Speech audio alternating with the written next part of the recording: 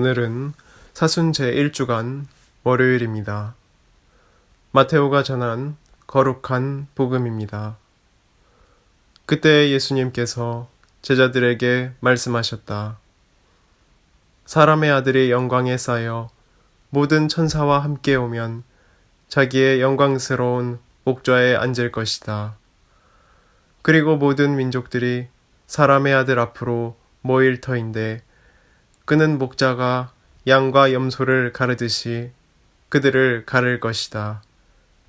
그렇게 하여 양들은 자기 오른쪽에 염소들은 왼쪽에 세울 것이다.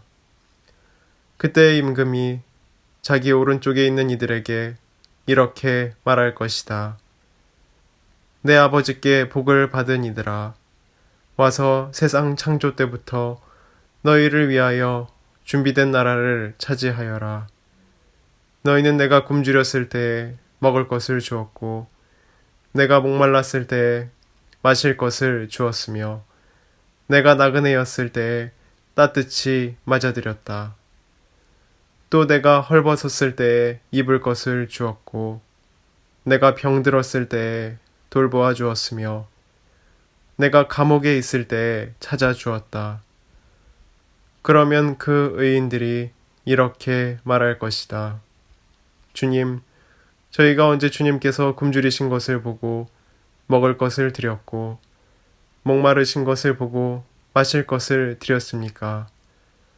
언제 주님께서 나그네 되신 것을 보고 따뜻이 맞아드렸고 헐벗으신 것을 보고 입을 것을 드렸습니까?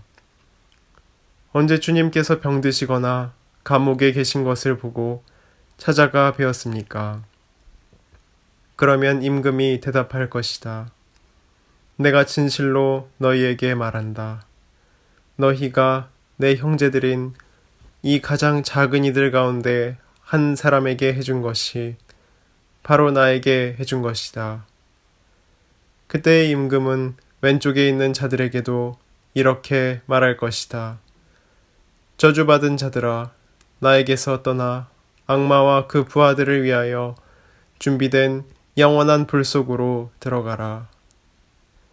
너희는 내가 굶주렸을 때에 먹을 것을 주지 않았고 내가 목말랐을 때에 마실 것을 주지 않았으며 내가 나그네였을 때에 따뜻이 맞아들이지 않았다.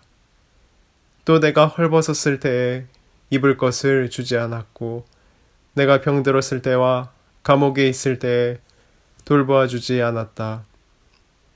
그러면 그들도 이렇게 말할 것이다.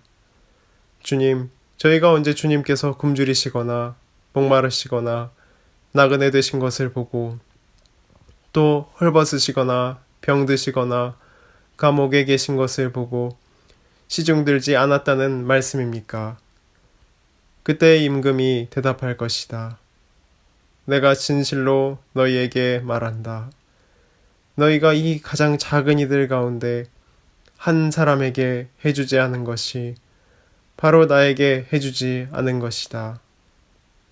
이렇게 하여 그들은 영원한 벌을 받는 곳으로 가고 의인들은 영원한 생명을 누리는 곳으로 갈 것이다. 주님의 말씀입니다. 그리스도님 찬미합니다. 찬미 예수님, 숲이 이야기 중에 이런 이야기가 하나 있습니다. 옛날에 어떤 나그네가 숲속을 걷다가 여우 한 마리가 도망을 가지 못하고 나무 그늘에 앉아 있는 것을 발견했습니다. 그런데 가만히 보니까 이 여우가 다리 한쪽이 없어서 제대로 걷지를 못하는 것이었습니다. 절름발이 여우였던 것입니다. 그래서 이 사람이 생각을 했습니다. 도대체 저 여우가 어떻게 먹고 살 수가 있을까? 호기심이 생겨 가만히 나무 뒤에 숨어서 살펴보았습니다.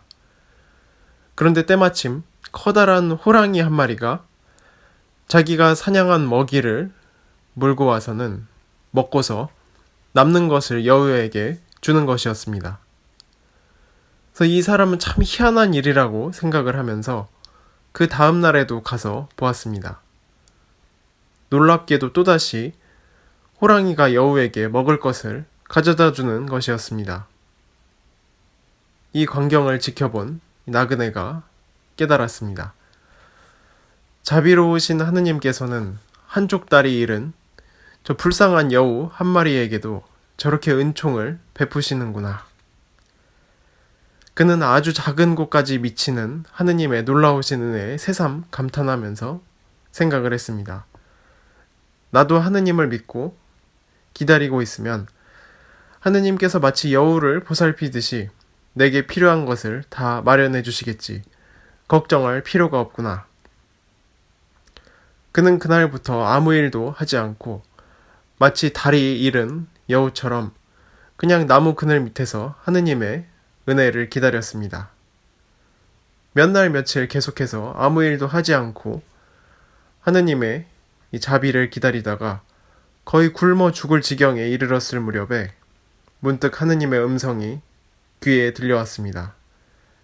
이 어리석은 자야, 이제 그만 눈을 뜨거라. 누구십니까? 나는 네가 찾는 하느님이다. 그래서 이 나그네가 이야기를 했습니다. 하느님, 한쪽 다리가 없는 여우를 호랑이를 통해 먹여주지 않으셨습니까? 제가 지금 이렇게 굶주리고 있는데 저에게도 먹을 것을 주셔야 옳지 않습니까? 하느님께서 대답을 하셨습니다. 이 어리석은 자야, 이제 외다리 여우 흉내는 당장 때려치우고 호랑이를 본받아라. 그것이 진리이고 그것이 바로 네가 해야 할 일이다. 나그네는 그제야 일어나 제 갈 길을 갔다고 합니다. 오늘 복음에서 예수님께서는 왼편에 있는 사람들에게 이렇게 말씀하십니다. 너희는 내가 굶주렸을 때에 먹을 것을 주지 않았고 내가 목말랐을 때 마실 것을 주지 않았고 나그네였을 때 따뜻이 맞아들이지도 않았고 헐벗었을 때 입을 것을 주지 않았고 병들었을 때와 감옥에 있을 때 돌보아 주지 않았다. 근데 이들은 이제 억울하다고 이야기를 하고 있습니다. 주님, 언제 주님께서 굶주리시거나 목마르시거나 나그네 되신 것을 보고 또 헐벗으시거나 병드시거나 감옥에 계신 것을 보고 시중들지 않았다는 말씀입니까? 자신들이 언제 어려운 이웃들을 그냥 지나쳤는지 깨닫지도 못하는 모습이 잘 나타나는 구절이라고 할 수 있습니다. 사실 어려운 이웃들을 통해 다가온 예수님을 지나쳐버린 것입니다. 그러므로 우리는 하느님과의 관계에 있어서 어떻게 기도하고 있는지, 예수님을 어떻게 마주하고 있는지 다시금 생각해 보아야 합니다. 영어로 기도한다는 영어 문장은 to pray입니다. 즉 하느님께 부탁한다, 기원한다, 빈다는 그런 의미입니다. 그런데 히브리어로는 hit팔렐이라고 합니다. 이 의미는 스스로를 평가한다, 자신을 저울질해 본다는 의미를 지닙니다. 그러니까 기도를 한다는 것이 단순히 비는 것이 아니라 하느님의 뜻에 자신이 어느 정도 응답하며 살고 있는지, 자신의 행위가 올바른지 스스로 평가를 해보는 것입니다. 그러니까 우리는 사실 기도할 때 어떻게 해야 하는가?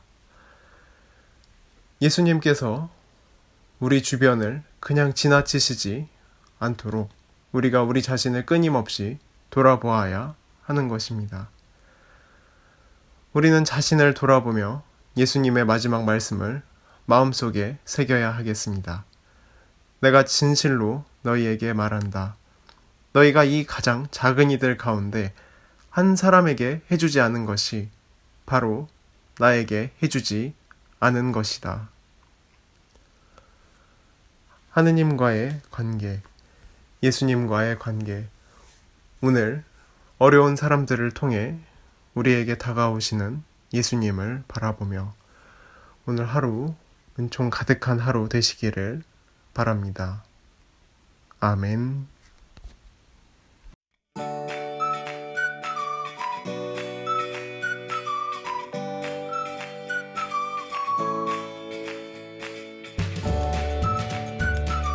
생태맘 청국장.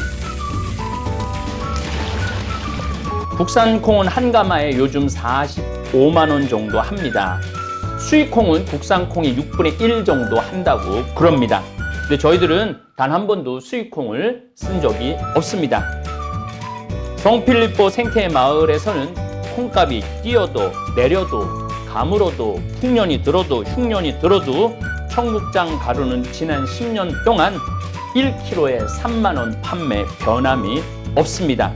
우리 생태맘, 우리 청국장 가루 이름이 생태맘입니다. 생태마음, 엄마의 마음, 이런 것을 합쳐서 생태맘 청국장 가루입니다. 미국 FDA 식품의약청 심사도 통과해서 1년에 50만 달러어치를 벌써 3년째 수출도 하고 있습니다.